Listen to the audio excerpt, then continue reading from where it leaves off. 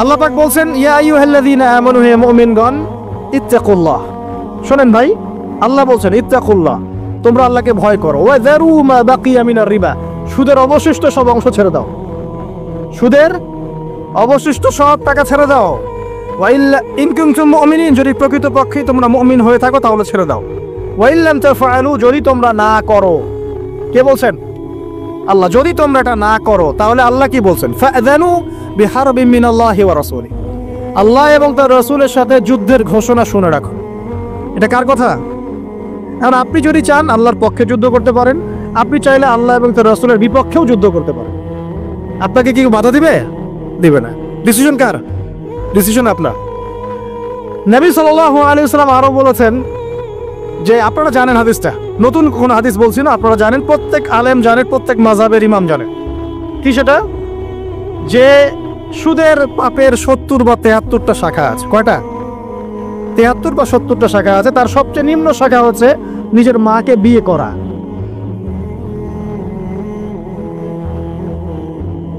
দেখলেন আমাদের অন্তরে কি কথাটা আঘাত করলো?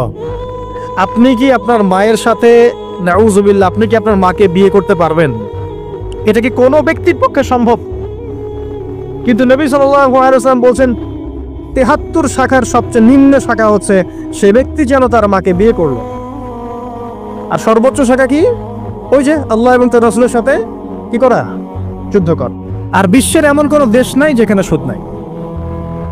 আর এই যুগের কথাই নবী সাল্লাল্লাহু আলাইহি ওয়াসাল্লাম হয়তোবা বলেছিলেন, আল্লাহু আ'লাম, আল্লাহ ভালো জানেন, যে এমন একটা যুগ আসবে যে যুগে ম্যাক্সিমামই সুদখোর হবে। যে ব্যক্তি সুদের ছিটাফোটা, মানে সুদের পাপ থেকে বেঁচে থাকতে চাইবে, ওর গায়েও গিয়ে সুদের ছিটাফোটা গিয়ে লাগবে। এটা সেই যুগ না? আপনি বুঝতে পারছেন না হয়তো। এটা সেই যুগ। আপনি মনে করছেন দাড়ি, টুপি, পাগড়ি, জুব্বা মাশাআল্লাহ সব লাগাই দিছি, হ্যাঁ, বাইরে একটা সাইনবোর্ড আছে, আমি মৌলবী, আল্লামা, আমি একজন দায়ী বক্তা, কিন্তু সুদের যে ওই ছিটাফোটা, এটা আপনার কাছে আমার কাছেও আছে। হয়তো আপনি বুঝতে পারছেন না। কখন বুঝবেন? যখন ইসলামিক অর্থনীতির বইগুলো পড়তে পারবেন। আর শুধু ইসলামিক অর্থনীতির বই যথেষ্ট না, এর পাশাপাশি আমাদের দরকার এই প্রচলিত যে IMF, ইন্টারন্যাশনাল মনিটারি সিস্টেম, এর নীতিগুলো জানা। তখন কি আপনি বুঝবেন ওয়ার্ল্ড ব্যাংক কি জিনিস, IMF কি জিনিস, ঠিক আছে? তখন বুঝবেন যে পেট্রো ডলার কি জিনিস, তখন বুঝবেন যে হার্ড কারেন্সি, সফট কারেন্সি কি জিনিস। এখন বুঝবেন না। আর যেহেতু বুঝবেন না, অতএব আমি এগুলো বলেও লাভ নাই। যেহেতু আপনি বুঝবেন না, আমি যদি এখন এসব নিয়ে কথা বলি, আপনার কাছে মনে হবে এসব কি উল্টা পাল্টা কথা কইতাছে। ঠিক আছে? তো যাই হোক, আগে আল্লাহর ওয়াস্তে ইসলামিক ইকোনমিক্স পড়েন এবং ইন্টারন্যাশনাল মনিটারি সিস্টেম সম্পর্কে পড়েন। প্রত্যেক স্টেটের প্রধান যারা আছেন তারা জানেন যে ওয়ার্ল্ড ব্যাংক কি জিনিস, তারা জানেন IMF কি জিনিস। ঋণের এমনি এমনি কোনো কান্ট্রিকে তারা ঋণ দিবে না, একটা বিশাল বড় সুদের জালে ওদেরকে ফেলবে, তারপর জনগণের রক্ত চুষে সুদ শোধ করতে হবে।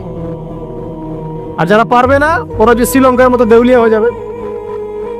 ও কেন দেউলিয়া হয়ে গেছে? বিকজ ও ঋণ শোধ করতে পারছে না, বাস দেউলিয়া। তো যাই হোক, পড়াশোনা করেন। আমি একজন স্কলারের নাম বলে দেই, এক লেকচারে তো সব বলে দেওয়া সম্ভব না। সম্ভব? আমি রাস্তা দেখাচ্ছি আপনাদেরকে। আপনারা আল্লামা তকি উসমানীর বইগুলো পড়েন, নাম শুনেছেন? আচ্ছা, নাকি এখন বলবেন উনি তো হানাফি মাযহাবের, আমি তো আহলে হাদিস পড়বো না, এটা বলবেন নাকি? আল্লামা তকি উসমানী এই বিশ্বের সবচেয়ে বড় আলেমদের একজন। আল্লামা তকি উসমানী এই বিশ্বের সবচেয়ে রিনাউন্ড আলেমদের একজন। তার ইসলামিক অর্থনীতির যে পুরো সিরিজ আছে, আল্লাহর ওয়াস্তে বাসায় কিনে একবার পড়ে দেখেন অর্থনীতি কি জিনিস, আপনি কিসের উপর দাঁড়িয়ে আছে। পড়া যাবে না ইনশাল্লাহ? আপনি তাকে ভালো যদি নাও বাসেন, তাও পড়ে দেখেন।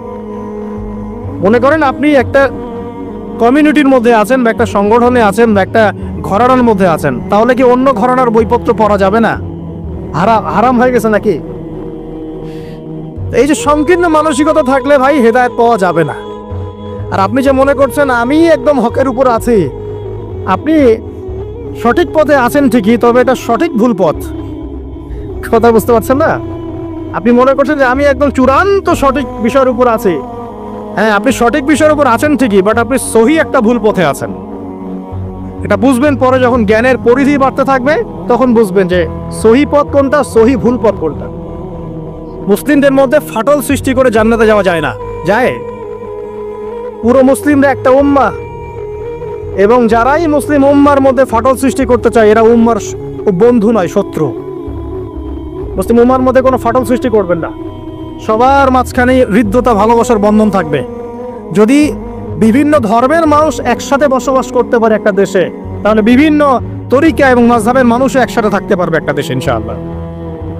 আমরা আমাদের মাঝে ইখতিলাফি বিষয় থাকতে পারে, কিন্তু দিন শেষে আমরা সবাই মুসলিম ইনশাআল্লাহ। দিন শেষে ইসলামের জন্য দাঁড়াতে হলে দল, মত, মাযহাব, তরিকা নির্বিশেষে সবাই একসাথে দাঁড়াবে ইনশাআল্লাহ। আল্লাহ পাক আমাদের হৃদয়টাকে প্রশস্ত করুন, আমিন। জাহেলিয়াতে 2 নম্বর সমস্যা ছিল রিবা।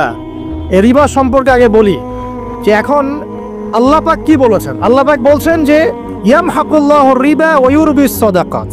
আপনি যদি দান সদকা করেন, যাকাত দেন, যাকাত ভিত্তিক অর্থনীতি চালু করেন, আল্লাহ পাক আপনার সম্পদকে বাড়িয়ে দিবেন ইনশাআল্লাহ। আর আপনি যদি রিবার মধ্যে যান, আল্লাহর বক্তব্য হচ্ছে, এটা আমার কথা না, আল্লাহ পাক বলছেন আপনার সম্পদ সংকুচিত হয়ে আসবে। এখন আপনার ডিসিশন, আপনি কি করতে চান করতে পারেন, আমাদের কিচ্ছু বলার নাই। লাকুম দীনুকুম ওয়ালিয়া দিন, আপনার বুঝ আপনার, আপনার দিন আপনার, আমার দিন আমার। আল্লাহ বলছেন ফাযাক্কির ইন্নামা আনতা মুযাক্কির, উপদেশ দাও তুমি, তুমি উপদেশ দাতা। লাস্তা আলাইহিম বিমুসাইতির, কারো প্রতি তুমি দারোগা নও। আল্লাহ বলছেন আপনি সুদে থাকলে সম্পদ সংকুচিত হবে, যদি ছেড়ে দেন, যাকাত দেন, ব্যবসা ভিত্তিক ইকোনমি চালান, আপনার সম্পদ বাড়বে ইনশাআল্লাহ। কি করবেন, ডিসিশন কার? আপনার। আরেকটা হাদিস আছে, নবী সাল্লাল্লাহু আলাইহি ওয়াসাল্লাম বলেছেন 4 শ্রেণীর মানুষ আছে, এদেরকে আমি সমানভাবে অভিশাপ দিলাম। কয় শ্রেণী? 4 শ্রেণী। জাস্ট শুনে রাখেন হাদিসগুলা। আমি জানি এই বিশ্বে আপনি এই হাদিসগুলোর উপর ইমপ্লিমেন্টেশনে যেতে পারবেন না, এটা আমি বুঝি, কিন্তু আকীদা ঠিক থাকতে কি কোনো সমস্যা আছে? একটা মানুষ পাপ করে, জেনে করে যে হ্যাঁ আমি জানি এই কাজটা খারাপ, ঠিক আছে। আর একটা মানুষ মনে করে না এটা করলেও হয়, না করলেও হয়, কোনো সমস্যা নেই। আরেকটা মানুষ মনে করে যে না আমি একটা ডাহা পাপ করছি, এটা থেকে বেঁচে থাকা আমার উচিত ছিল, কিন্তু আমি পারছি না, যে আমি মানি না এসব বিধান টিধান, যা ভালো মনে হবে দুনিয়ার জন্য করব। এরা কি সবাই সমান? একজন মানুষ যে জানে যে এটা খারাপ কাজ, কিন্তু বাধ্য হয়ে সে করতে হচ্ছে, সে ব্যক্তি তো ওর চেয়ে কিছুটা হলেও উত্তম নাকি যে ব্যক্তি দেধারসে পাপ করছে? আচ্ছা, ওই যে এক ছেলে বলেছিল আমাদেরকে মেসেজ করে যে আমি একটা মেয়েকে খুব ভালোবাসি হুজুর, তাকে বিয়ে করতে চাই, এখন ওই মেয়ের বাসার লোকজন রাজি হচ্ছে না। তো এই ছেলের মধ্যে কি চেতনাটা কি, সে প্রেম করছে ঠিকই, হারাম অ্যাফেয়ার্সে আছে ঠিকই, কিন্তু সে তাকে বিয়ে করতে চায়, ওটা হালাল করতে চায়। আর এক ছেলে মেসেজ করছে, সে বলছে যে আমি এরকম জেনায় লিপ্ত ছিলাম, এখন আমি কি করব, আমি কি ওগুলো ছেড়ে দিয়ে ফিরে আসব, নাকি আমি ওই মেয়ের সাথেই যেন অব্যাহত রাখবো? এই 2 ব্যক্তি কি সমান? সমান না। এটাই বোঝাচ্ছি আপনাদেরকে। দেখুন 4 শ্রেণীর মানুষের কথা নবীজি বলেছেন। এক শ্রেণী হচ্ছে সেই ব্যক্তি যে নিজে সুদ খায়। কারা কারা খাই? এবার হাত উঠান, কারা কারা খান? আলহামদুলিল্লাহ। দ্বিতীয় শ্রেণী যারা খায় না কিন্তু মানুষকে দেয়। এবার দেন কারা কারা? আচ্ছা। 3 নম্বর, খায়ও না দেয়ও না, খায়ও না দেয়ও না, সাক্ষী থাকে। সাক্ষী আছেন কারা কারা? সাক্ষী অনেক জনে আছে। আচ্ছা, মাশাআল্লাহ, লা ইলাহা ইল্লাল্লাহ। 4 নম্বর, খায়ও না দেয়ও না, সাক্ষীও থাকে না, লিখে রাখে। এবার লেখেন কারা কারা? এইবার তো মুশকিল, এখানে তো অনেক বিসিএস ক্যাডার আছেন মনে হয়, এবং অনেক এমন এমন সেকশনে জব করছেন যেখানে লিখতে হচ্ছে নাকি। তো এই 4 শ্রেণীর মানুষকে নবী সাল্লাল্লাহু আলাইহি ওয়াসাল্লাম কি করেছেন ভাই, আমি শোনাই আপনাকে খালি। আল্লাহ নবী বলেছেন যে আমি 4 শ্রেণীর মানুষকে সমানভাবে অভিশাপ দিয়ে গেলাম, এতটুকু বলেছেন। এখন আপনি যদি মনে করেন যে নবী সাল্লাল্লাহু আলাইহি ওয়াসাল্লামের অভিশাপ কাঁধে নিয়ে আমার আমলগুলো কবুল হচ্ছে, বা আমি কবরে অ্যান্সার দিতে পারবো প্রশ্নোত্তর, আমি মিজান, এই মিজানের দাড়ি পাল্লা আমার নেকির পাল্লা ভারী হবে, বা আমি রাসূল সাল্লাল্লাহু আলাইহি ওয়াসাল্লামের সুপারিশ পাবো, হ্যাঁ, বা আমি রাসূলের সাথে জান্নাতে থাকতে পারবো, আমি বলবো এই চিন্তাটা হবে একটা অলিক প্রসূত কল্পনা, আর কিছু না। এখন তওবা করেন আমার সাথে, বলেন আজকে থেকে কোনো রকমের সুদি কারবারে থাকবো না। তওবা করেন, বলেন আস্তাগফিরুল্লাহ আল্লাযী লা ইলাহা ইল্লা হুয়াল হাইয়ুল কাইয়্যুম ওয়া আতুবু ইলাইহি। তওবা করলেন তো?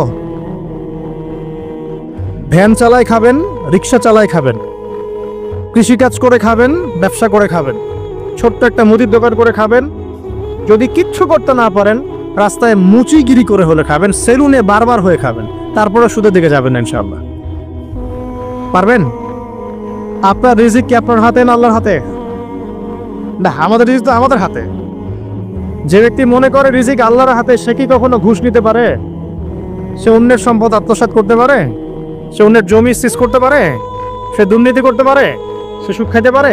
কেন খায়? কারণ সে মনে করে রিজিকের মালিক সে নিজেই। এগুলো করলে তার সম্পদ বাড়বে, না করলে সম্পদ বাড়বে না। এই কারণেই তো সে কাজগুলো করে। আর আমি খুব ভালোই বুঝি, অ্যাটলিস্ট আমি খুব ভালোই বুঝি যে এই কাজগুলো ব্যক্তিরা কেন করে। উত্তর শুনবেন?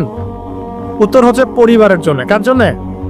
পরিবারের জন্য। মা, বৃদ্ধ মা আছে দেখতে হবে, 2 বাবা আছে দেখতে হবে, স্ত্রী আছে। আর স্ত্রী মাশাআল্লাহ একদম ফেমিনিস্ট, তার চাহিদা পূরণ করতে তার হিমশিম খেতে হয়। হ্যাঁ, একটা শাড়ি নেবে 20,000, ঠিক আছে? স্ত্রীর চাহিদা অনেক, গহনাগাটির অনেক চাহিদা। আর না দিলে তো আবার সমস্যা, বাসায় গেলে তো মানসিক টর্চার ছেলে রেখে দিবে। এখনকার বেশিরভাগ পুরুষই কিন্তু নির্যাতনের শিকার। এখনকার বেশিরভাগ পুরুষ কিন্তু নির্যাতনের শিকার। ম্যাক্সিমাম বাসায় গিয়ে দেখবেন টর্চার, এক একটা রিমান্ডের সেলের মতো, বুঝছেন? এবং এটা 7 দিন 5 দিন 7 দিনের রিমান্ড না, এটা লাইফ টাইম রিমান্ড, মানে পুরো জীবন ধরে রিমান্ড চলবে আর কি। তো এই যে সমস্যা, তা কার কার জন্য করি? পরিবার, সন্তান, পিতা মাতা, আত্মীয় স্বজন, এগুলোর জন্য। কিন্তু একটা কথা শোনেন আমার, আমরা যখন মারা যাব না, আমরা মারা গেলে পরে 40 দিন তারা আমাদেরকে মনে রাখবে কিনা সন্দেহ আছে। বিশ্বাস করছেন না? এই যে আমাদের অনেক আত্মীয় স্বজন মারা গেছে না, বছরে একটা বারও কি কবরস্থানে কেউ গিয়েছে?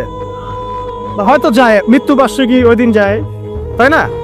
দেখেন, আমরা কিন্তু আস্তে আস্তে ভুলে গিয়েছি তাদেরকে, আমরা ব্যস্ত হয়ে গেছি। ঠিক একইভাবে তারাও আমাদেরকে ভুলে যাবে। এই জন্যই আমি বারবার আপনাদেরকে মনে করে একটা কথা, আমার জীবন থেকে উপলব্ধি করি একটা কথা, যে একমাত্র আল্লাহ ছাড়া এই পৃথিবীতে এবং পরকালে আমাদের আপন বলে কেউ নাই। বাকি সবাই সবার স্বার্থের জন্য আছে। মানুষ মানুষের অবস্থানকেই মূল্যায়ন করে, মানুষের অবস্থানকেই মূল্যায়ন করে। আল্লাহ রাব্বুল আলামিন আপনার ভিতরটাকে ভালোবাসেন। দেখেন, আপনি যখন নামাজ পড়েন নাই, আল্লাহ পাক কিন্তু আপনাকে ধ্বংস করে দেন নাই। আল্লাহ পরম করুণাময় আপনাকে হেদায়েত দিয়ে নামাজি বানিয়ে দিয়েছেন। জীবন অনেক পাপ করেছেন, ইনস্ট্যান্ট আল্লাহ পাক শাস্তি দিতে পারতেন, আল্লাহ পাক দেন নাই। আল্লাহ আপনাকে ভালোবাসেন, আল্লাহ আমাকে ভালোবাসেন। আল্লাহ পাকের এই ভালোবাসার ঋণটা শোধ করার জন্য হলেও নামাজি হয়ে যান, আল্লাহর পথে ফিরে আসেন, দিনের জন্য কিছু করেন, দিনের ফিকির করেন, পড়াশোনা করেন। প্রিয় ভাইরা, আল্লাহ পাক তৌফিক দান করুন। দেখুন, এই রিবা থেকে দূরে থাকার জন্য একটা হাদিস যথেষ্ট, যে 4 শ্রেণীর মানুষকে আল্লাহ রাসূল সাল্লাল্লাহু আলাইহি ওয়াসাল্লাম লাআনত করেছেন, অভিশাপ দিয়েছেন। ইনশাআল্লাহ আজকের লেকচার যাদের কানে যাবে, আমরা যদি না খেয়েও মরে যাই, আল্লাহ পাক না খেয়ে মারবেন না ইনশাআল্লাহ। রিজিক আছে, খাবো ইনশাআল্লাহ। কিন্তু হয়তো বা অভাব হবে, টাকা পয়সা একটু কম হতে পারে, অন্যের 10 তলা ফ্ল্যাট হবে, আমার হবে না, ঠিক আছে? অন্যের এত বিঘা বিঘা জমি আমার হয়তো হবে না। কিন্তু ইনশাআল্লাহ তাআলা এই যে দুনিয়ার মুসাফিরের জীবনটা, এটা মুসাফিরের জীবন না? মুসাফিরের জীবনটা কেটেই যাবে ইনশাআল্লাহ। কাটবে না? যে কোনো ভাবে কেটে তো যাবেই ইনশাআল্লাহ।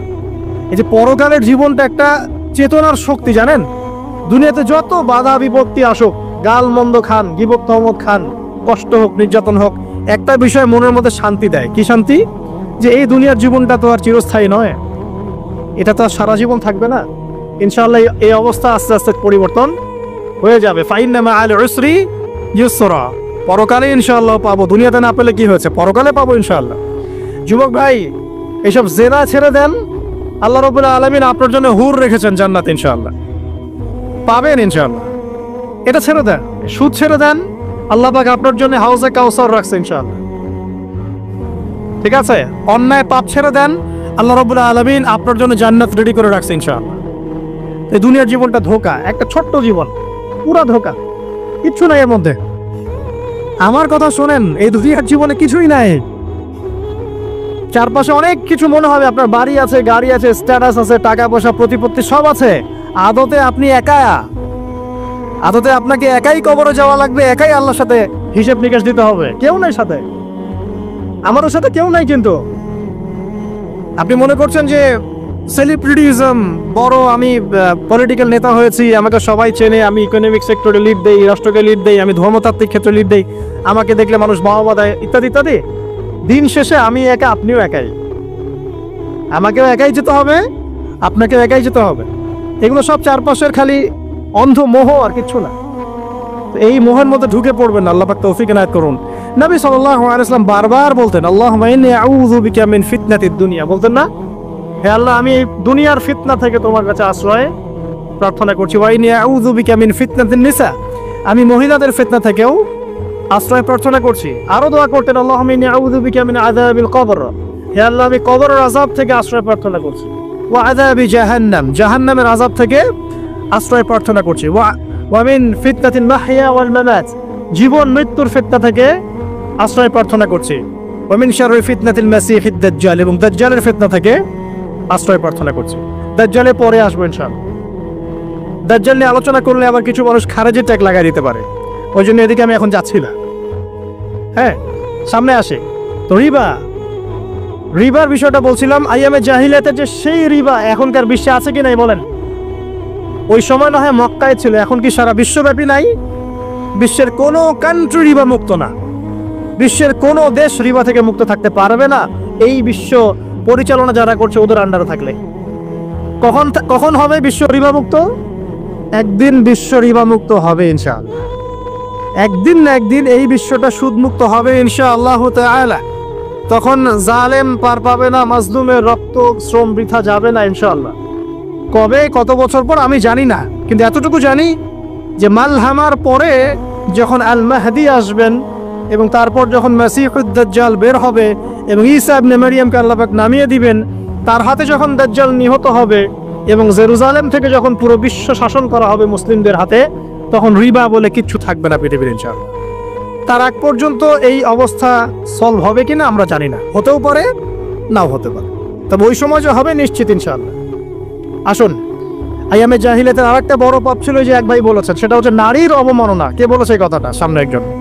হ্যাঁ, আইয়ামে জাহিলিয়াতের অন্যতম একটা সেরা পাপ ছিল কি? নারীর অবমাননা। এটা নিয়ে কি বলতে হবে? এখন ধর্মের মধ্যেও আমরা নারীদেরকে অবমাননা করছি। বহু নামাজি ব্যক্তি আছে আমাদের মধ্যে, দেখবেন বোনের সম্পত্তি দেয় নাই, মেয়েকে শিক্ষিত করতে চাচ্ছেন না। কেন চাচ্ছেন না? ওর কি অধিকার নাই শিক্ষার? আপনি কি জানেন যে আয়েশা রাদিয়াল্লাহু আনহার কাছে বহু সাহাবী হাদিসের তালিম নিয়েছেন, বহু হাদিস শিখিয়েছেন কে? মা আয়েশা রাদিয়াল্লাহু আনহা। তো তিনি যদি শিক্ষিত না হতেন শেখাতে পারতেন? তো মেয়েদের শিক্ষার দরকার আছে না? হ্যাঁ, কি বিষয় দরকার? তাদের উপযুক্ত পরিবেশ নিশ্চিত করতে হবে, নিরাপত্তা, পর্দা এগুলো নিশ্চিত করতে হবে। তারপরে মেয়েদেরকে আপনি অবশ্যই শিক্ষিত করবেন। ঘরের কোণে বসে রাখতে কে বলেছে? আপনি নিরাপদ পরিবেশ দেন, পর্দা দেন, তারা মাদ্রাসা যাবে, পড়াশোনা করবে। ঠিক আছে? আল্লাহ পাক আমাদের মা বোনদেরকে শিক্ষিত করার তৌফিক দান করুন, আমিন। ভালো ভালো কোয়ালিটি সম্পন্ন মহিলা মাদ্রাসা গড়ে তোলেন। আর মেয়েরা যদি শিক্ষিত না হয় তাহলে আমাদের বাড়ির বউরা শিক্ষিত হবে না, আর বউ শিক্ষিত না হলে আপনি একা শিক্ষিত হয়ে লাভ নাই। তখন ওই যে বললাম টর্চার সেল, ওই টর্চার সেলে ঢুকতে হবে আর কি। কথা বুঝতে পারছেন না? আগে বিয়ে শাদী করেন, বুঝবেন ইনশাআল্লাহ। আর যারা করেছেন তারা অলরেডি হাসছে যে মিটমিট করে দেন। ঠিক আছে? আচ্ছা, সামনে আসেন। দেখেন মেয়েদের অবমাননা কিভাবে দেখাবো। সবচেয়ে বড় অবমাননা হচ্ছে ওদের দেহটাকে আমরা এখন পণ্য বানিয়েছি। এই যে পর্নোগ্রাফি দেখেন, এই মেয়েগুলোর ইজ্জতের কোনো দাম নাই, মানে তাদের দেহটাকে একটা ব্যবসার সামগ্রী বানানো হয়েছে। এবং আমি একটা লেকচার দিয়েছিলাম ঢাকায়, নীল দর্পণ, দেখবেন অনলাইনে আছে। ওখানে আমি স্ট্যাটিস্টিক দেখিয়েছি যে সারা বিশ্বে এই যে আমেরিকায় শুধুমাত্র $12 বিলিয়ন ব্যবসা করে পর্ন দিয়ে। এটা একটা ব্যবসা, একটা ইন্ডাস্ট্রি। যেমন ফিল্ম ইন্ডাস্ট্রি আছে, তারপরে গানের ইন্ডাস্ট্রি আছে না, এরকম একটা ইন্ডাস্ট্রি হচ্ছে এই পর্ন ইন্ডাস্ট্রি। এখানে সবাই অ্যাক্টর, এরা হচ্ছে অভিনেতা, অভিনেত্রী। এখানে যা দেখানো হয় এগুলো কিন্তু রিয়েল না, বাস্তব না, সব ফেক। বুঝতে পারছেন না কথা? এগুলো অভিনয়, এগুলো ফেক। এবং এটা একটা ইন্ডাস্ট্রি, এর মধ্য দিয়ে মেয়েদের দেহটাকে পণ্য বানিয়ে সারা বিশ্বে ব্যবসা করছে। এবং এর একটা অন্যতম উদ্দেশ্য হচ্ছে মুসলিম যুবকদের ঈমান যেন নষ্ট করা যায়। কারণ মুসলিম যুবকদের ঈমান চলে গেলে তারা নিশ্চিন্ত, ওদের পথে আর কেউ বাধা নাই। কারণ ওদের এই জুলুমের পথে বাধা যদি কেউ দিতে পারে তাহলে কারা দিবে? মুসলিমরা। আর মুসলিমদের মধ্যে সবচেয়ে শৌর্য বীর্য কাদের মধ্যে থাকে? যুবকদের মধ্যে। তো যুবকদের ইমান যদি চলে যায় তাহলে এদের আর কোনো সমস্যা নাই। তো এই বিষয়টা খেয়াল করবেন যে এটা একটা ইন্ডাস্ট্রি। সো এখানে আমরা মেয়েদের দেহটাকে আমরা কি বানিয়েছি? পণ্য বানিয়ে দিয়েছে। আর এখন তো চলছে কাপড় খোলা সংস্কৃতি। প্রত্যেকটা সেক্টরে আপনি গিয়ে দেখবেন মেয়েদের ইজ্জত সম্মান আব্রুটাকে উন্মুক্ত করে এটাকে দিয়ে আমরা বিজনেস করছি আর কি। এটাকে বিজনেস। তো এখানে সমাধান কি? সমাধান আয়েশা রাদিয়াল্লাহু আনহা। সমাধান কে? সমাধান ফাতিমা রাদিয়াল্লাহু আনহা। সমাধান কে? সমাধান খাদিজা রাদিয়াল্লাহু আনহা। আমাদের মা, আমাদের বোন, আমাদের স্ত্রীদেরকে তাদের মতো করে মানুষ করতে হবে, গড়ে তুলতে হবে ইনশাআল্লাহ। দেখবেন নারীর সত্যিকারের সম্মান নিশ্চিত হবে ইনশাআল্লাহ।